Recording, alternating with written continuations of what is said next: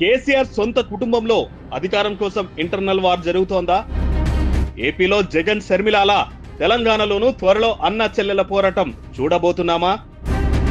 BRS party ఆధిపత్యం కోసం కేసీఆర్ కుటుంబంలో జరుగుతున్న అంతర్గత పోరాటం ముదిరి పాకాన పడిందా? అతి త్వరలోనే ఎమ్మెల్సీ కవిత కొత్త పార్టీ పెట్టబోతున్నారా?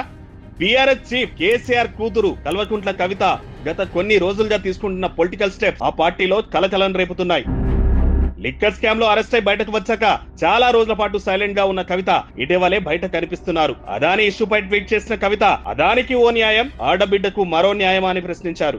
ఆడబిడ్డను కాబట్టే ఆధారాలు లేకున్నా తనను అరెస్టు చేశారని సింపతి జయించేసే ప్రయత్నం కూడా చేశారు. ఇక బీసీ కమిషన్ ను కలిసిన సందర్భంలోనూ ఎక్కడా బీఆర్ఎస్ జెండా లేకుండా జాగ్రత్త పడ్డారు కవిత. జాగృతి పేరుతోనే ఇటీవల రాజకీయాలైతే చేస్తున్నారు. ఫుడ్ పాయిజన్ కు గురై నిమ్స్ లో చికిత్స పొందుతున్న గురకల పాఠశాల విద్యార్థినిని పరామర్శించిన సందర్భంలోనూ బీఆర్ఎస్ నేతలను దగ్గరకు రానివ్వలేదు. ఇవన్నీ చూస్తుంటే కవిత పక్కా ప్లాన్ గా ముందుకు వెళ్తుందని అంటున్నారు పొలిటికల్ అనలిస్టులు. తెలంగాణ ఉద్యమం సమయంలోనూ తెలంగాణ జాగృతి పేరుతో ఎన్నో కార్యక్రమాలు నిర్వహించారు కవిత.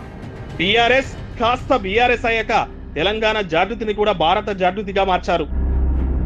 ఆ తర్వాత బీఆర్ఎస్ తెలంగాణ ఎన్నికల్లో ఓటమి పాలు కావడం, లిక్కర్ కేసులో ఆమె అరెస్టు కావడంతో జాగృతి కార్యకలాపాలు ఆగిపోయాయి. జైలు నుంచి బెయిల్ పై బయటికి వచ్చాక కూడా 5-6 నెలల పాటు సైలెంట్ గా ఉన్న కవిత మళ్ళీ ఇటీవలే యాక్టివ్ మోడ్ లోకి వచ్చారు. జాగృతి నేతలతో వరుసగా భేటీ అవుతున్నారు. బీఆర్ఎస్ నేతల్ని మాత్రం పెద్దగా కలవడం లేదు. జైలుకు వెళ్ళొచ్చాక కవిత చాలా మారిపోయారని, తాను అన్ని నెలల పాటు జైల్లో ఉండడానికి అన్న కేటీఆర్ వైఫల్యమే కారణమని భావిస్తున్నారట కవిత.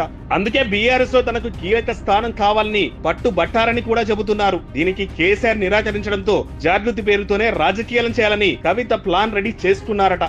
అన్నతో ఆధిపత్య పోరాటంతో కవిత మళ్ళీ యాక్టివ్ అయ్యారని, త్వరలోనే కార్యాచరణ ప్రకటిస్తారని కూడా చెబుతున్నారు. అయితే ఈ ప్రచారంలో నిజమెంతో తెలియాలంటే మాత్రం ఇంకొంతకాలం ఆగాల్సిందే. ఒకవేళ ఇదే గనక వాస్తవం అయితే మాత్రం తెలంగాణలోనూ అన్న చెల్లెల పోరు చూడబోతున్నట్లే.